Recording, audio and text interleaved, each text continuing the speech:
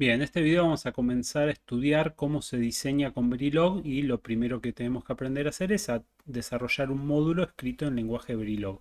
En Verilog vamos a utilizar el diseño modular, o sea, un diseño por caja negra. Nosotros vamos a escribir un módulo. Este módulo va a tener entradas conectadas, obviamente estos son cables con valores unos y ceros, y vamos a tener salidas también de vuelta cables con unos o ceros. Esto es todo diseño lógico. La descripción formal del lenguaje dice que los módulos arrancan con la palabra module en inglés, luego viene un nombre del módulo y entre paréntesis vamos a poner una lista de puertos. Pero podemos incluir ciertas cosas más, la interfase, que son los tipos de puertos y parámetros, y el cuerpo, la descripción de cómo está formado ese módulo, puede tener variables, asignaciones, instanciar otros módulos, tener bloques de simulación, bloques de comportamiento y llamar a funciones y tareas. Y luego va a terminar con la palabra endModule. Nada mejor que un ejemplo como para entenderlo. La forma tradicional en Verilog de definir esta caja negra, que tiene una entrada A, una entrada B y una salida F, sería module, módulo, que es el nombre del módulo, puede ser cualquier cosa. Luego ponemos la lista de puertos entre paréntesis. Los puertos que tienen son A, B y F, así que tenemos A, B y F. Y luego definimos de estos puertos cuáles son entradas y cuáles son salidas. Input A, input B, output F. Y luego tendríamos que completar el body con la función de lo que tiene que hacer el módulo. Pero bueno, en este caso, para hacerlo muy sencillo, simplemente ponemos en module. Y esto es la definición de un módulo en Verilog. Básicamente es describir esta caja negra. Esto era bastante engorroso, así que Verilog 2001 trajo un par de modificaciones. Lo podemos hacer, por ejemplo, de esta forma, module, module, y ya dentro de la lista de puertos definimos si son entradas o son salidas, input A, input B, output F, y luego ponemos en module y es exactamente equivalente a lo que está antes.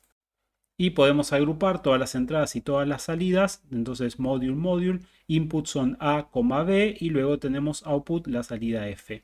Todo esto es totalmente equivalente. Generalmente vamos a usar esta del medio porque vamos a usar el entorno de desarrollo que automáticamente nos va a crear los módulos. Entonces nosotros solamente le vamos a decir qué entradas y qué salidas tiene y nos escribe este código por nosotros. Así que para hacer un ejemplo vamos a Vivado. En Vivado vamos a crear un proyecto. Este proyecto le vamos a dar un nombre cualquiera, por ejemplo, prueba video Verilog. Nos aseguramos de elegir un lugar en donde se guarde, que sea accesible. Cosas muy importantes a tener en cuenta: traten de no poner espacios en los nombres de los proyectos ni en los nombres de los archivos. Esto está diseñado para programadores. Generalmente espacios no son muy compatibles. Traten de no poner nada con tildes, traten de no poner nada con símbolos raros. Limítense a usar letras y números, y si quieren separar con algo, utilicen camel casing como hice yo acá, poniendo mayúsculas y minúsculas para describir el inicio de las palabras, o usen guión bajo y guárdenlo en un path que no tenga espacios ni nada raro, ¿sí? Ya que suele haber errores después a la hora de compilar, y es porque las herramientas que utiliza esto no necesariamente soporta espacios o caracteres que no sean los estándares.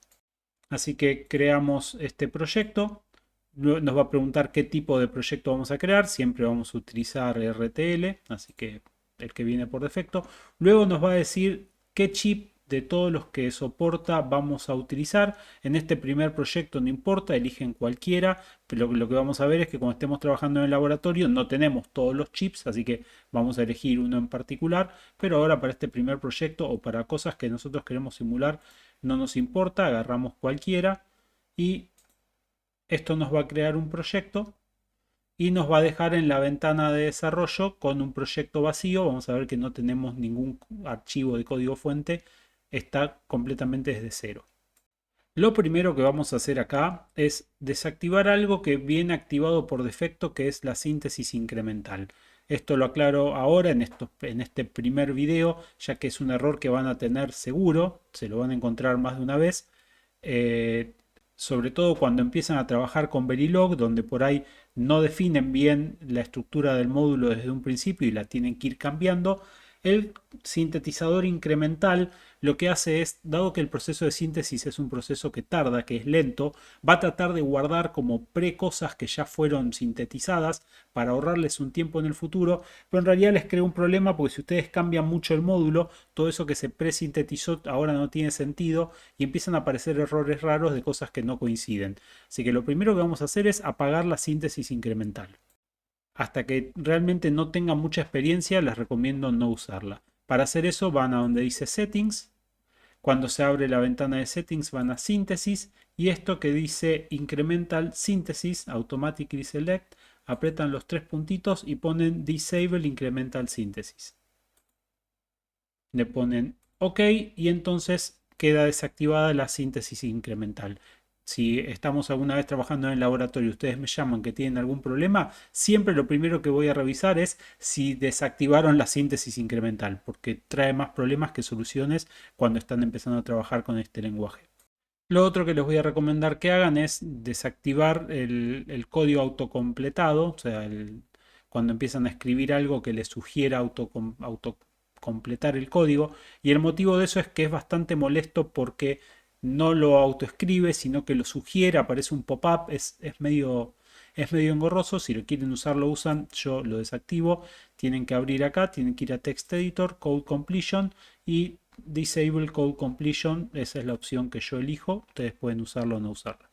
Bien, y ahora que tenemos el entorno de desarrollo ya configurado, lo que tenemos que hacer es agregar nuestro primer módulo de Verilog, así que apretamos este más donde se encuentra la parte de sources, de código fuente, y vamos a elegir un nuevo diseño. Esto nos va a permitir crear varias clases de archivos que nosotros vamos a ver.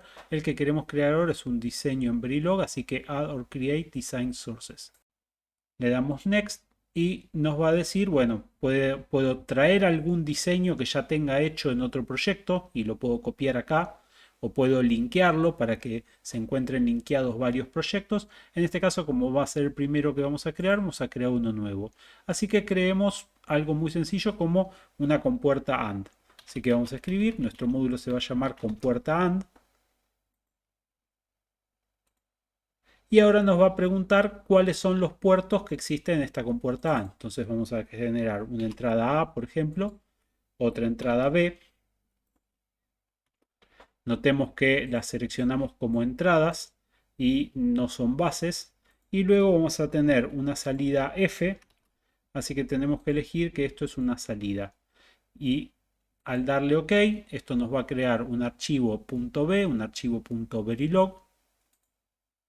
Se va a llamar compuerta.and.b, que es el nombre del módulo que nosotros le dimos, y cuando hacemos doble clic vamos a tener acá el código y ya tenemos ahí la definición de puertos. Por eso les decía recién en la presentación, esto lo va a escribir solo, nosotros vamos a completar generalmente el body. Por defecto trae este template que ustedes pueden autocompletar para que tenga otro formato, ¿sí? Lo vamos a sacar para que no ocupe tanto lugar en la pantalla. Y arriba nos pone este valor de timescale. Esto va a servir para la simulación, así que así como lo agrega lo dejamos, no lo modificamos. Y acá tenemos el primer módulo en Verilog ya creado. Podemos grabar y nos queda la caja negra, pero todavía no hace nada, así que veamos cómo completamos cuál es la función. Para poder entender cómo escribimos algo útil en Verilog, tenemos que saber diferenciar bien cuáles son los tipos de puerto que tenemos y cuáles son los tipos de datos que vamos a manejar en Verilog. Los puertos en Verilog, o sea, los cables que entran y que salen, pueden ser justamente de entrada o de salida, o pueden ser in-out en el caso que estemos trabajando algo en alta impedancia o en lógica de tercer estado. Si estamos conectándonos, por ejemplo, un bus, donde a veces estamos leyendo y a veces estamos escribiendo el bus, bueno, va a ser de tipo in-out. Es bastante poco frecuente que hagamos algo in-out. Se suele diseñar con la filosofía de RISC, donde la mayoría de los puertos son unidireccionales. Se trata de no utilizar puertos bidireccionales en general, así que en el 99% de las veces los puertos van a ser de tipo in o de tipo input o de tipo output. Por defecto, todos los puertos van a ser de tipo wire, o sea, van a ser un cable. El cable puede tomar valores, pero va a ser de tipo wire.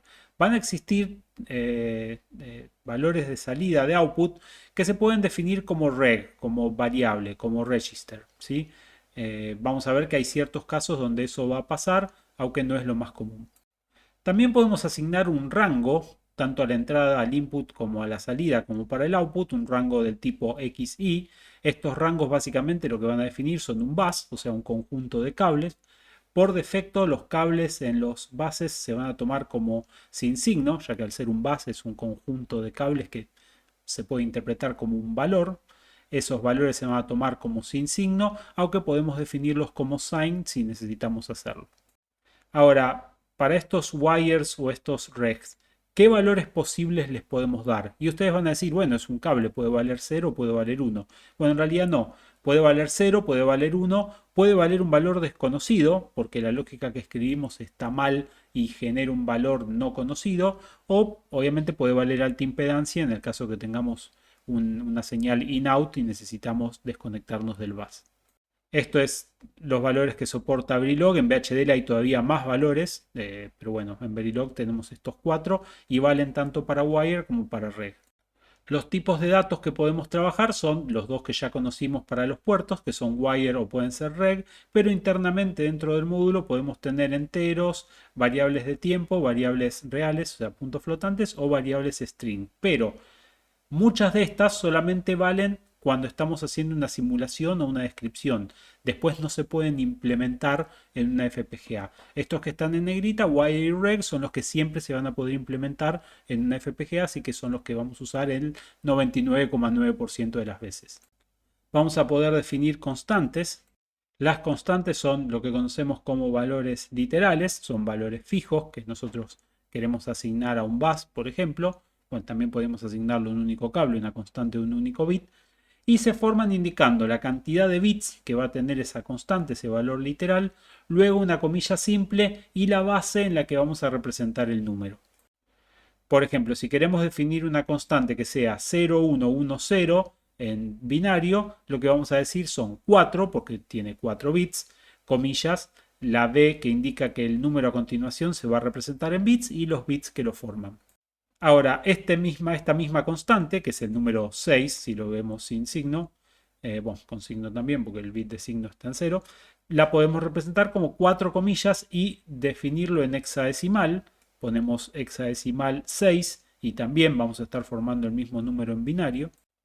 Pero bueno, también soportamos hexadecimal cuando no es múltiplo de 4. Por ejemplo, si tuviese 5 bits, ponemos hexadecimal 1F y acá lo que estamos definiendo es el F más ese 1 que está ahí.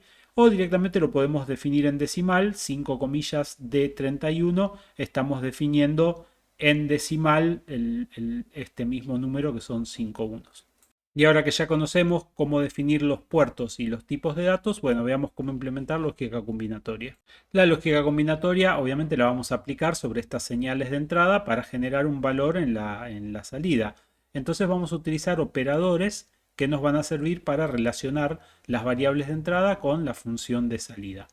Los operadores que tenemos que soporta Verilog son estos. Tenemos el operador de negación, que en realidad son dos. Tenemos el signo de exclamación o la virgulilla. Estos se aplican a un bit en particular, o sea, podemos negar el valor de un bit, el valor de un cable. Luego tenemos la operación AND, que también se aplica en 2 bits.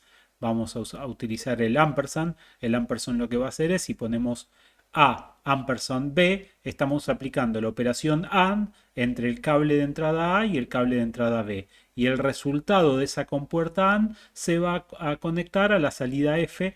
Y esta es la sintaxis que vamos a utilizar para hacer eso. Assign f, que es estamos tratando de generar este valor de f, y esto va a ser igual a ampersand b. Todos los operadores que dicen bit funcionan de la misma forma. El OR funciona como una OR, que es el pipe. El XOR funciona también como un XOR, y que es este caret. Y tenemos XNOR, que es el caret negado. Estos operadores de tipo bit, se aplican bit a bit entre dos bases o conjuntos de cables. Entonces, por ejemplo, si tenemos que en esta compuerta ingresa acá un bus A y un bus B de 4 cables cada uno, y nosotros queremos hacer la operación AND bit a bit entre esos cables de esos bases, bueno, si A va de 3 a 0 y B va de 3 a 0, entonces la operación A AND B va a ser una AND entre A sub 0 y B sub 0, entre A sub 1 y B sub 1 y así. La operación va a ser bit a bit. Ahora, existen dos operadores en particular, el NAND y el NOR, que son operadores de reducción. Estos no se van a aplicar a un bit, sino que se van a aplicar a un bus completo. Entonces, si tomamos, por ejemplo, el bus A, que tiene 4 cables, y le aplicamos el operador de reducción NAND, entonces lo que vamos a hacer es A sub 3, NAND A sub 2, NAND A sub 1, NAND A sub 0. Acá no es que tenemos A NAND B. Acá lo que tenemos es la operación NAND aplicada a todos los bits de este bus en particular. Bien, y una vez que tenemos ese módulo implementado, por ejemplo, acabamos de describir cómo funciona una compuerta AND, veamos en Vivado cómo hacer la síntesis y cómo ver qué fue lo que implementó adentro del FPGA.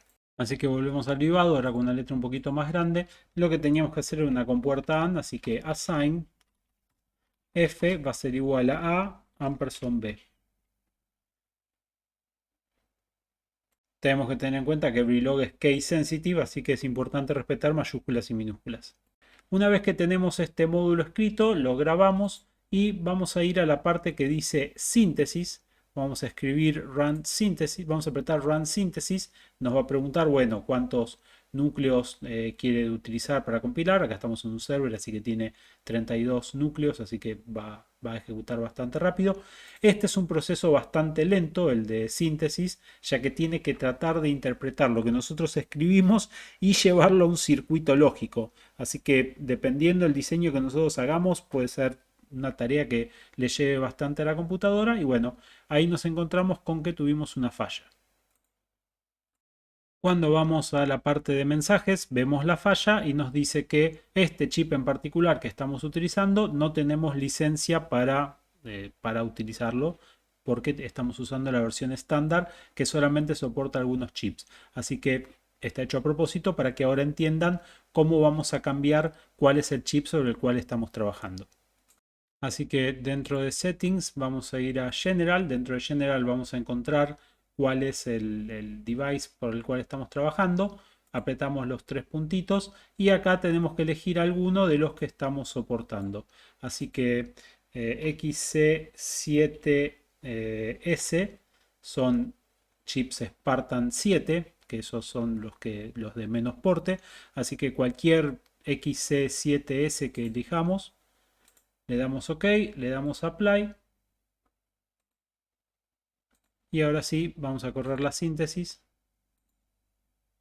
Y vamos a esperar a que termine de sintetizar.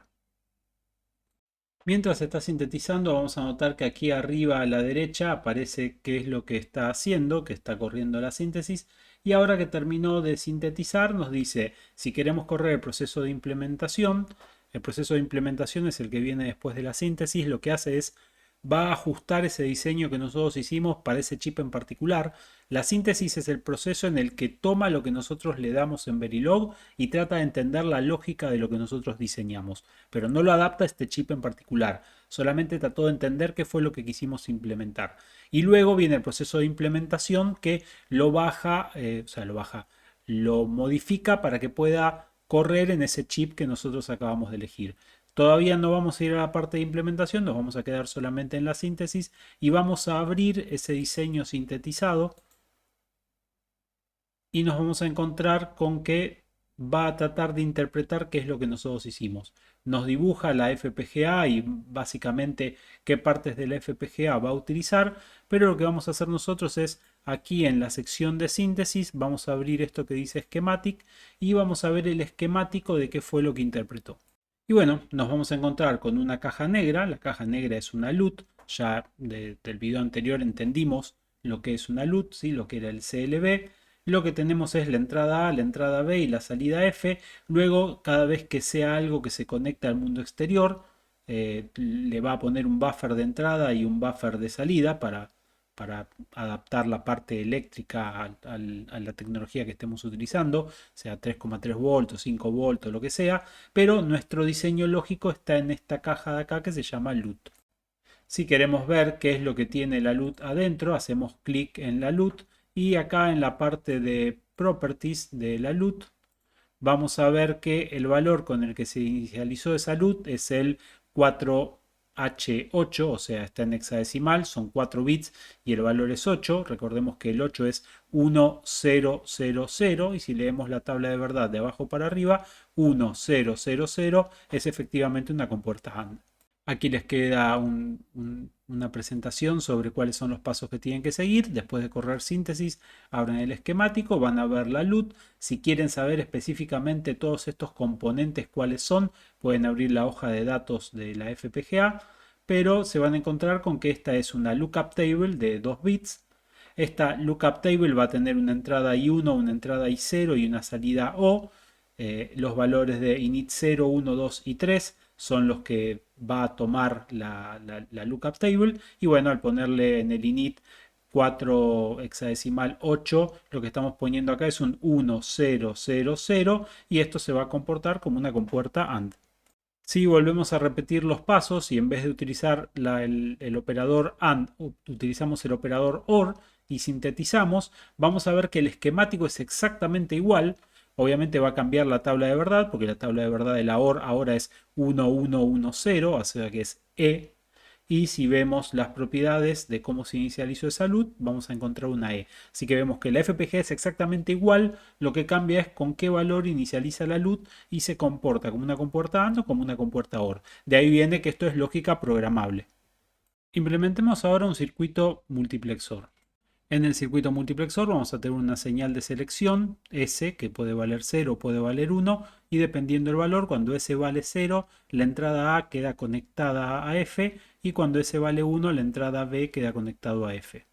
Si lo vemos en la tabla de verdad, tenemos B, S y A como entradas, la salida es F, y lo que vamos a ver es que dependiendo del valor de S, cuando S vale 0, la salida F vale A, es lo que está pintado de azul, y cuando la salida S vale 1, la salida F vale B, que es lo que está pintado de rojo. Si esto lo lleváramos a compuertas, bueno, va a terminar siendo una AND entre NOT S y A, o una AND entre S y B. Entonces, dependiendo del valor de S, va a pasar el valor de A o va a pasar el valor de B, sea 0 o sea 1. Y bueno, acá vamos a tomar el valor 0 o 1 del valor que haya pasado, dependiendo del valor de S, va a terminar en la salida F. Esto lo escribimos como una ecuación booleana, entonces tenemos la OR entre A y NOT S o entre B y NOT S. Cuando escribimos esto en Verilog y lo sintetizamos y vamos a ver la implementación del esquemático, nos vamos a encontrar con una LUT de 3 entradas, porque ahora tenemos 3 entradas, A, B y S, obviamente una única salida, y el valor con el que se inicializa esa LUT es E2. Y si queremos saber por qué es E2, bueno, acá tenemos 1110 que es E, 0010 que es 2. Obviamente acá tenemos que respetar B, S y A el mismo orden en la tabla de verdad que espera la LUT 3. Nos fijamos que en la LUT 3 A se encuentra conectado en el bit menos significativo, S se encuentra conectado en el bit del medio y B se encuentra conectado en el más significativo. Entonces, si respetamos este orden, hubiésemos podido cargar directamente la LUT con este valor de la tabla de verdad y teníamos un multiplexor. Ahora, estar definiendo circuitos enteramente copiando la función booleana es bastante engorroso, sobre todo cuando estamos acostumbrados a trabajar en un esquema top-down o bottom-up en donde nosotros diseñamos módulos y los queremos reutilizar. Entonces nosotros ya tenemos los dos módulos que necesitamos para fabricar este multiplexor. Tenemos una compuerta AND, que es el ejemplo que recién vimos, y tenemos una compuerta OR que la podemos diseñar tranquilamente como hicimos la compuerta AND. Entonces, si ya tenemos una compuerta AND y una compuerta OR, ¿no la podemos reutilizar en otro módulo? Y la realidad es que sí, justamente acá es donde se ve el potencial que tiene el lenguaje Verilog. Así que vamos a definir ahora este módulo MUX2 con sus entradas A, B y S y su salida F. Y lo que vamos a hacer es vamos a instanciar estas compuertas. Instanciar quiere decir vamos a llamarlas por nombre y vamos a crear la determinada cantidad de compuertas que necesitemos. Así que vamos a darles un nombre, U0 y U1 y U2. Y entonces vamos a utilizar esos mismos nombres cuando las instanciemos. Entonces, en el caso de la compuerta AND U0, vamos a escribir compuerta AND U0, que es el nombre de la instancia, compuerta AND es el nombre del módulo, Y luego nos vamos a encontrar con que tenemos que definir el valor para A, el valor para B y el valor para F. Estos son los nombres que tiene la compuerta AND que definimos previamente. Para hacer esas interconexiones vamos a poner punto A y vamos a definir cuál es el valor de A que ingresa en esa compuerta AND. Ahora, dentro de este módulo MUX2 que estamos definiendo, también tenemos ese cable A, así que ese cable A lo vamos a conectar ahí. Así que vamos a hacer punto A y entre paréntesis A. Esta A que se encuentra dentro del paréntesis se refiere a esta, que es la entrada de MUX2. Y este punto A se refiere al valor definido para el nombre del puerto de compuerta AND. En el caso de la entrada B de esta compuerta AND, tenemos que conectarle S, pero no S directo, sino S negado. Así que lo que vamos a hacer es nos vamos a crear una función de S negado. Para hacer eso vamos a definir un cable, NOT-S, y a ese cable lo vamos a asignar con NOT-S, con un assign previo antes de llegar acá a la compuerta. Esto, el orden en el que lo describimos no importa porque después se va a procesar todo junto, así que este assign lo podríamos haber puesto después, pero lo que tiene que quedar claro es que va a haber un cable que se va a llamar NOT-S y a ese cable le vamos a asignar el valor de S, que es una entrada, negado, y entonces cuando nos referenciemos a NOT-S, en realidad lo que estamos leyendo es el valor negado de S. Y eso es lo que le conectamos a la entrada B. Así que ya tenemos las dos entradas de esta compuerta AND U0. Y ahora, ¿qué vamos a hacer con esta salida? Esta salida la vamos a conectar a un cable. Cuando tenemos un cable en Verilog podemos definir quién es el que fuerza el valor en el cable y luego lo podemos leer desde todos los lugares que queramos. Obviamente solamente se puede escribir desde un único lugar. Así que a la salida F de esta compuerta U0 la vamos a conectar a este cable que llamamos out and 0. Lo definimos acá arriba. Y ahora este cable lo vamos a poder usar como entrada en la compuerta OR que tenemos definido acá abajo. Entonces esta conexión con este cable la escribimos acá y la leemos acá abajo. Bien, esta forma de definir la compuerta AND es distinta a esta otra forma de definir la compuerta AND, pero las dos funcionan exactamente igual. Fíjense que acá también definimos compuerta AND, en este caso lo llamamos U1, que es esta que está acá abajo. U1 va a estar conectado a la entrada S y a la entrada B, así directamente.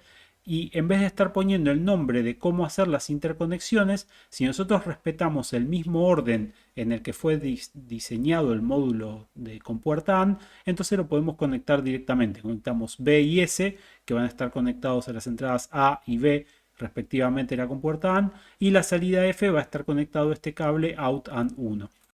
Luego la compuerta OR, también usamos el esquema de distancia ordenada para no estar definiendo todos los nombres de todos los puertos. Va a tener en su entrada estos dos cables que definimos acá temporariamente y la salida va a ir a parar a F. Y cuando hacemos la síntesis de todo esto, que es notoriamente distinto a cómo lo definimos antes utilizando las ecuaciones booleanas, igual termina implementando la misma LUT y el mismo circuito previamente, porque estamos definiendo un multiplexor. El sintetizador se da cuenta que esto es un multiplexor y termina resolviéndolo con una LUT 3 igual que antes cuando cargamos directamente la ecuación booleana. Si queremos diseñar un multiplexor de 4 entradas de datos con 2 entradas de selección, bueno, definimos el multiplexor 4, tendríamos que definir una entrada A, una entrada B, una entrada C, una entrada D y luego una entrada S0 y S1 de selección, con lo cual tendríamos que tener 6 cables de entrada y un cable de salida. Pero en realidad nosotros queremos que todos los datos ingresen como si fuera un bus, como si fuera un conjunto de cables. Así que cuando definimos el módulo en el vivado, lo que le decimos es, bueno, acá vas a tener una entrada de datos que va a ser de 4 bits, de 3 a 0, una entrada de selección que va a ser de 2 bits, de 1 a 0, y una salida F que obviamente va a ser de 1 bit. Para hacer esto en el vivado, bueno, seleccionamos data como un input, le cliqueamos lo que dice bus y le decimos cuál es el más significativo, el menos significativo, básicamente el ancho. Podemos hacer que se pongan al revés y va a tomar el bit más significativo en el orden inverso. Eso lo hacen de la manera que quieren, pero generalmente se pone el dígito más alto en el más significativo y el más bajo en el menos significativo. Ahora, este multiplexor, dependiendo los valores de la entrada de selección, si valen 0, 0 tendría que salir A, si valen 0, 1 tendría que salir B, 1, 0 tendría que salir C y 1, 1 tendría que salir D. Ahora, si lo llevamos a este esquema, en realidad si la selección vale 0, 0, tiene que salir data sub 0, si la selección vale 0, 1, data sub 1, si la selección vale 1, 0, data sub 2 y si vale 1, 1, data sub 3. Lo podemos definir tranquilamente con las ecuaciones booleanas, como ya sabemos. Esto es básicamente describir cómo se comporta, pero desde el álgebra de Boole. Así que lo que tenemos es, si los valores de selección son 0, 0, o sea, si ambos están negados, entonces vamos a hacer un AND con el valor de data sub 0, OR, y si los valores ahora son 0, 1, o si los valores son 1, 0 o si los valores son 1, 1, hacemos AND con alguno de los cables de entrada y esto termina implementando una LUT de 6 que se va a comportar como ese multiplexor de 4 que está ahí. Ahora de vuelta, esto es muy engorroso para algo que debería ser muy sencillo como un multiplexor. Está bien que lo podríamos diseñar con compuertas AND y OR como vimos en el multiplexor de 2, hacer todas las interconexiones con cables internos, pero bueno, eso no es muy distinto a lo que hacíamos antes con la captura de esquemáticos. Justamente queremos un lenguaje para describir hardware que sea más amigable, que yo lo lea y entienda que es un multiplexor. Si yo tengo que intuir que esto es un multiplexor leyendo esta definición, me voy a volver loco.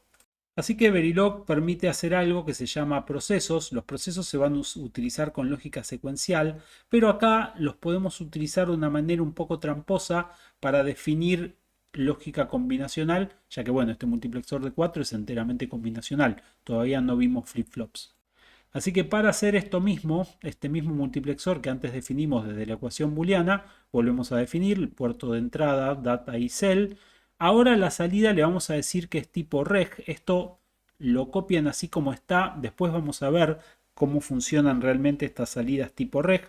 Acá hace falta utilizar este tipo reg porque vamos a definir el valor de f dentro de una estructura de un bloque always. Entonces los bloques always sirven para cambiar registros, entonces hacemos un poquito de trampa y le decimos que este valor de f sale de un registro, aunque después no termine utilizando el registro. O sea que si no ponen este reg no va a funcionar, pero es únicamente porque estamos cambiando el valor de f dentro de un bloque always. Y bueno, ¿qué es ese bloque always? Lo que le estamos diciendo es siempre, y este arroba asterisco está diciendo siempre que haya algún cambio, siempre que pase algo y yo tenga que actualizar el valor de f, es lo que estamos tratando de decir.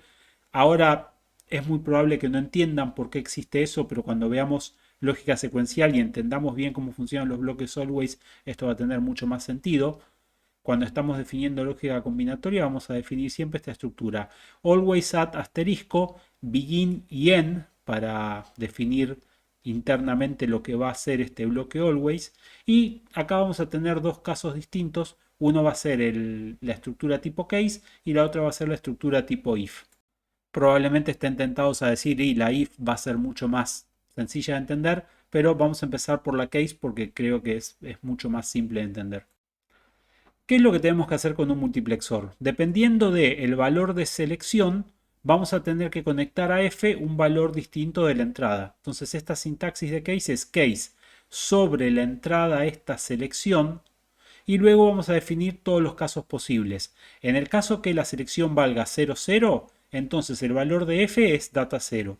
Si la selección vale 0, 1, el valor de f es data 1. Si la selección es 1, 0, el valor de f es data sub 2. Y acá debería venir, si el valor de selección es 1, 1, entonces debería ser data sub 3. Eso sería lo lógico.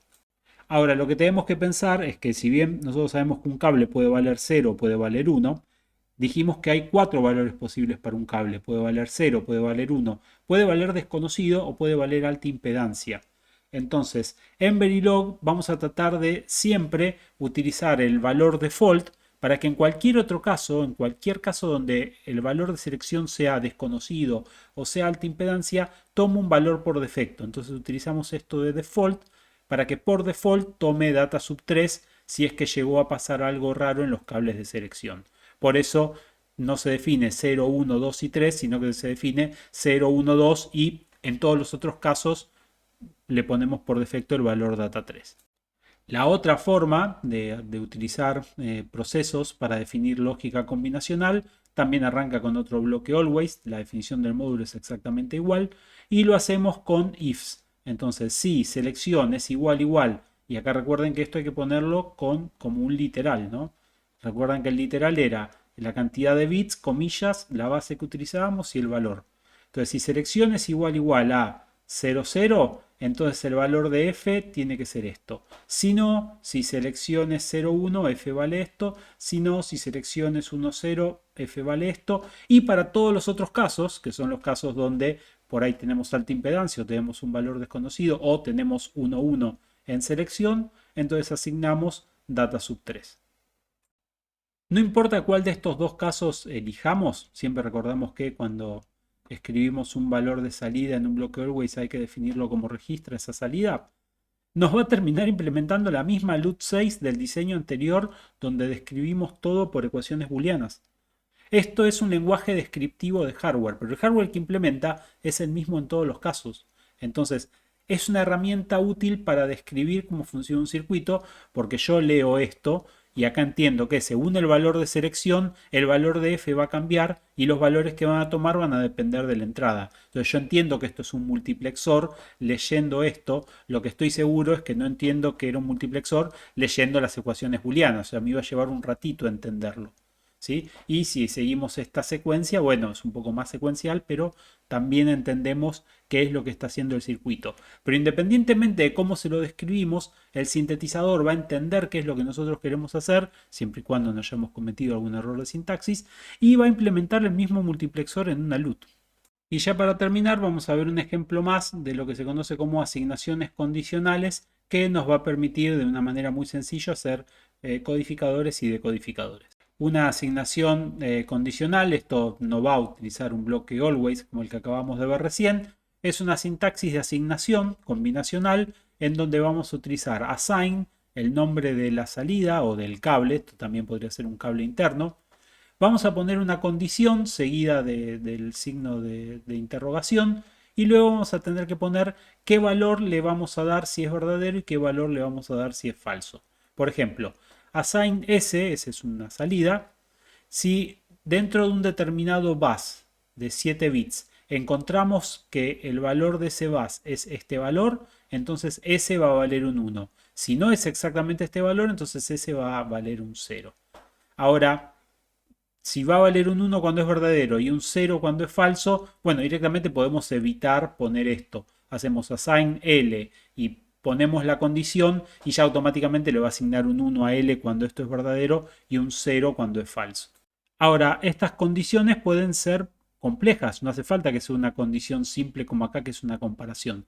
Podemos estar comparando si este valor en este bus vale esto y aparte se cumple que este otro valor vale esta otra cosa y este otro bit que se encuentra en otro cable vale esto. Si se cumple todo eso, bueno, entonces podemos hacer que el valor sea 1 o sea 0 o sea 0 o sea 1 como nos interese.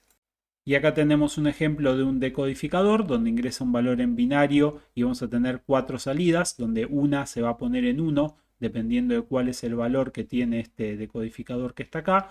Así que vemos que es muy sencillo de hacer. Por ejemplo, esta salida i sub 3 va a valer un 1 cuando se produzca que esta entrada A sea igual a 2 y el cable de enable esté en 1. Entonces, cuando enable esté en 1 y los dos valores de A estén los dos en 1, entonces esto tiene que tomar un valor 1. Entonces fíjense cómo definimos, asignamos cuál es la ecuación booleana que tiene que tener cada una de estas salidas sobre una condición que estamos verificando. Esto es mucho más sencillo que hacerlo con un if y con un bloque always. Entonces cuando entendemos cómo funcionan estas asignaciones condicionales, para ciertas lógicas son muy buenas. Con esto terminamos lo básico de cómo se diseña en Verilog circuitos combinacionales, o sea, circuitos que no necesitan flip-flops, que no tienen registros. Con esto podemos diseñar absolutamente todo lo que tenga lógica combinacional. Y ahora que ya sabemos hacer un módulo, dado que estas son herramientas de documentación, de síntesis y de simulación, vamos a ver cómo lo simulamos para poder ver en pantalla si funciona o no funciona. Para simular vamos a crear un nuevo archivo, un nuevo archivo fuente. Ahora en vez de ser de diseño va a ser de simulación y por regla le vamos a poner -tv, tv viene de test bench, de banco de prueba, o tv mayúscula, o algo en el nombre que nos sirva para identificar que este módulo que estamos escribiendo en Verilog, este módulo nuevo, es en realidad de simulación, no está describiendo nada de diseño, sino que solamente nos sirve para simular otro módulo. Así que volvemos al vivado donde habíamos dejado la síntesis abierta de la compuerta AND. Cerramos aquí arriba, fíjense que estamos en diseño sintetizado, cerramos el diseño sintetizado y volvemos al Project Manager, y acá en el Project Manager apretamos más y elegimos crear un archivo de simulación. Este archivo de simulación nos va a decir si queremos traer de otro proyecto alguna simulación. Nosotros vamos a crear una nueva, así que esto va a ser la simulación de la compuerta AND test bench, como para indicar que esto no es un módulo compuerta AND, sino que va a ser la simulación. Esto es por convención, no es obligatorio, pero vamos a usar esta convención durante este curso. Ahora, cuando nos pregunte cuáles son los puertos, en la simulación no tenemos que poner nada. Nos va a crear un módulo vacío sin ningún puerto, ya que todo lo que va a hacer falta para simular va a ser parte del body de este nuevo módulo. Así que cuando le damos OK nos va a decir ¿está seguro? Le decimos que sí, no pasa nada. Y ahora en la parte de simulación nos van a aparecer dos archivos. El compuerta AND original, que esto es un módulo de diseño, no es de simulación. Y este que se llama testbench. Si le hacemos doble clic, bueno, vemos que también lo crea de la misma forma que antes. Le sacamos el template y nos queda una caja negra vacía que no tiene nada adentro. Notemos, bueno, lo grabamos, notamos de que está en negrita el que dice compuerta AND. Queremos que esté en negrita este que dice testbench.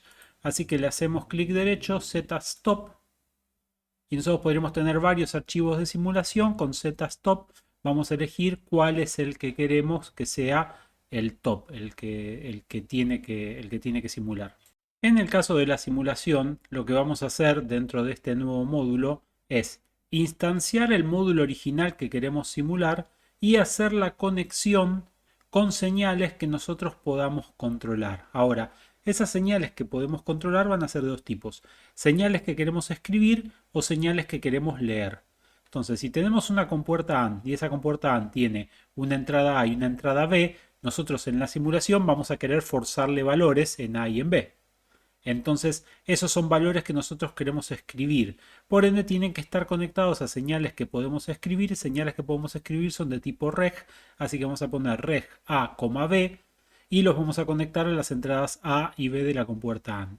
Ahora, la salida F de la compuerta AND, nosotros la vamos a querer leer en la simulación, entonces va a ser un wire común y así hacemos esta conexión que está acá. Así que lo que tenemos es dos registros que podemos escribir y un wire que vamos a estar monitoreando. ¿Y qué significa hacer una simulación de un circuito lógico? Bueno, es básicamente definir en el tiempo cuáles son los valores que van a tomar las señales, en este caso A y B. Le vamos a dar valores a y B a lo largo del tiempo y vamos a ver cómo se comporta la salida F en función de esos valores. Y si tiene sentido es porque está bien armado el módulo, y si no tiene sentido es porque está mal. Entonces vamos a utilizar una sintaxis que es específica para la simulación, donde va a comenzar con initial begin, eso va a terminar con un end, y luego lo que vamos a hacer es le vamos a ir dando valores a esos registros que acabamos de definir. Ahora en el medio vamos a querer que pase tiempo y tenemos que especificar cuánto tiempo queremos nosotros que pase. Bueno, para hacer eso nos vamos a valer de este timescale que se encuentra ahí arriba, que está diciendo que la unidad de tiempo es de 1 nanosegundo con una precisión de 1 picosegundo. Esto va a ser el valor que vamos a tomar casi siempre por defecto, es muy raro que lo modifiquemos. Pero entonces ahora nuestra unidad de tiempo va a ser de 1 nanosegundo. Por ende, si nosotros arrancamos la simulación, le damos valor a A igual a 0, B igual a 0, luego esperamos 4 unidades de tiempo, o sea 4 nanosegundos, y cambiamos el valor de A 1, después esperamos 2 unidades de tiempo, cambiamos el valor de B a 1. Cuando ejecutemos la simulación, vamos a ver en el eje este de abscisas, vamos a ver cómo pasa el tiempo, en este caso en nanosegundos, que es la unidad de tiempo, y bueno, vamos a ver que a los 4 nanosegundos el valor de A pasó a valer 1, vemos ahí cómo sube la señal. 2 nanosegundos después, o sea en 6, el valor de B pasó a 1 y cuando se produjo eso el valor de F pasó a ser 1 también. Y esta es la forma en la que van a funcionar las simulaciones, así que lo probamos en Vivado. Así que venimos a Vivado. En Vivado ya dijimos que vamos a necesitar dos cables, reg A y B, dos registros, vamos a necesitar la salida F y luego vamos a instanciar esa compuerta AND que teníamos antes, ¿sí? Le damos un nombre cualquiera y hacemos la conexión. Era A, B y F, así que acá hacemos A, B y F de forma ordenada. Esto es compuerta AND, no compuerta AND. Y ya tenemos cargado el módulo instanciado. Así que empezamos. Initial begin, ponemos el end para no olvidarnos y acá le damos los valores. Por ejemplo, A es igual a 0, B es igual a 0. Luego dejamos pasar un tiempo, no sé, vamos a dejar pasar 8 unidades de tiempo. Luego hacemos que B es igual a 1 para cambiar del ejemplo. Dejamos pasar, no sé, 4 unidades de tiempo más o 3 unidades de tiempo, es lo mismo. Hacemos que A es igual a 1. Luego, no sé, dejamos pasar 20 unidades de tiempo y hacemos que A es igual a 0. Grabamos y ya tenemos nuestra simulación lista. Para ejecutar la simulación, asegurándonos de que esta simulación sea el top, fíjense que automáticamente esto igual se iba a poner en top porque ahora este compuerta AND es parte de este archivo, entonces automáticamente lo hubiese puesto en top.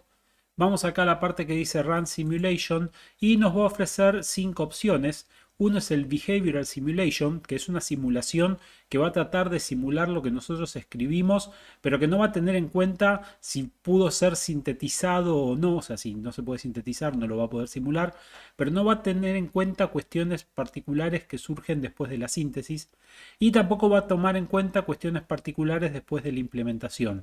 Ahora, si este módulo lo pudimos sintetizar, entonces podemos elegir estas dos opciones, que es una simulación un poco más precisa. En estos módulos básicos que vamos a hacer nosotros no vamos a notar la diferencia, pero en un diseño grande, si diseñamos un microprocesador que es bastante complejo, ahí sí vamos a ver la diferencia en la simulación, sobre todo con retardos en señales de clock y cosas por el estilo.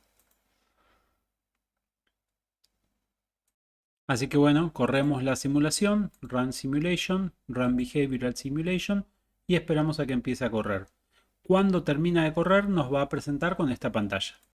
Fíjense que corrió durante 1.000.000 de picosegundos, ¿sí? Porque en realidad queríamos correr 10 microsegundos, que es lo que pone por defecto. Si hacemos scroll todo hacia la izquierda en esta simulación, vamos a ver que ahí aparecen los valores que nosotros cambian. Pasa que la precisión esa de 1 picosegundo es bastante grande.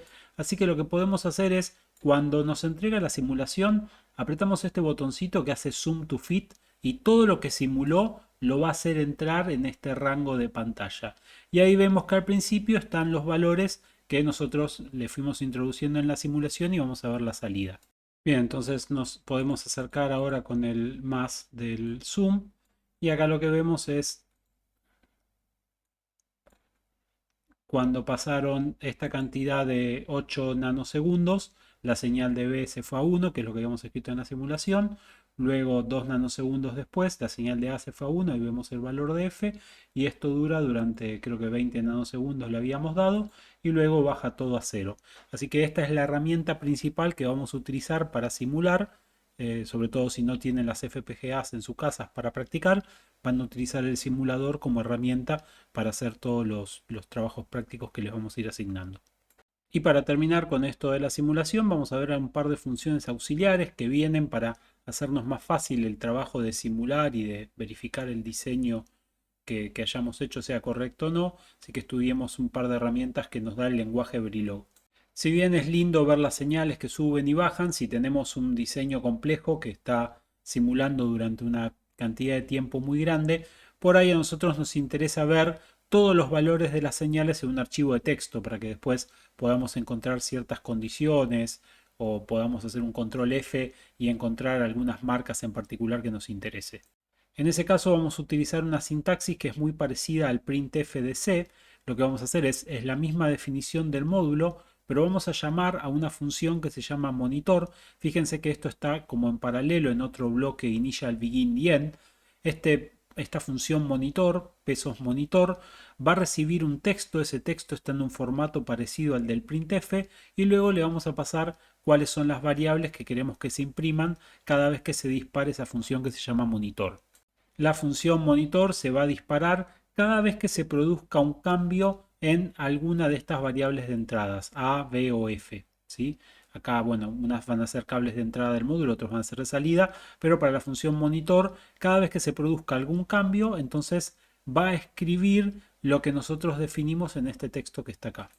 Y este pesos time es una variable en particular que lo que imprime es la cantidad de unidades de tiempo que pasaron, o sea, en realidad la cantidad de picosegundos sería en este caso que pasaron desde que comenzó la simulación. Así que si usamos esta sintaxis donde tenemos time y imprimimos el tiempo y luego entre paréntesis ponemos A and B y entre corchetes ponemos cuál es el valor que tenía A y B, luego ponemos F y entre corchetes el valor de D, fíjense que nos va quedando armada la tabla de verdad a medida que se va ejecutando la simulación y que van cambiando las unidades de tiempo, vamos viendo cuáles son los valores que se van imprimiendo. Y esto queda guardado en la consola del simulador y lo podemos copiar y pegar y guardar en un archivo de texto.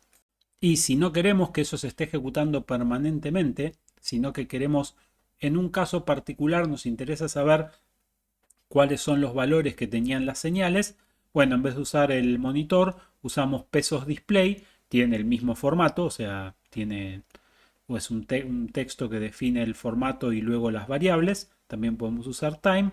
Y lo que va a pasar es que, bueno, cuando se produzca, cuando llegue a este lugar la simulación, ahí va a imprimir por consola el valor que nos interese. Y de esta tenemos varios sabores. Tenemos pesos display, que lo que va a hacer es va a poner un enter al final de imprimir la cadena de texto. Pesos write, que es exactamente igual, pero no va a imprimir el enter, no va a poner el carry return line feed. Entonces, si queremos ir acumulando en una línea varios valores, vamos a usar pesos write. Y pesos strobe, que lo que va a hacer es no va a mostrar el valor de la variable A en el momento cuando llega a pesos strobe, sino que va a mostrar el valor que tenía anteriormente antes de modificarse. Entonces podemos usar strobe o display o write para ver cómo cambió una señal o qué valor tenía antes de cambiar. Como formateadores de texto, fíjense que acá estamos utilizando %t para el tiempo y %d para valores en decimal, pero podemos sacarlos en hexadecimal, binario. Si queremos imprimir un string también lo podemos hacer. Float y exponencial, estas son obviamente todas cosas que existen dentro de la simulación, no existen en Verilog como sintetizable.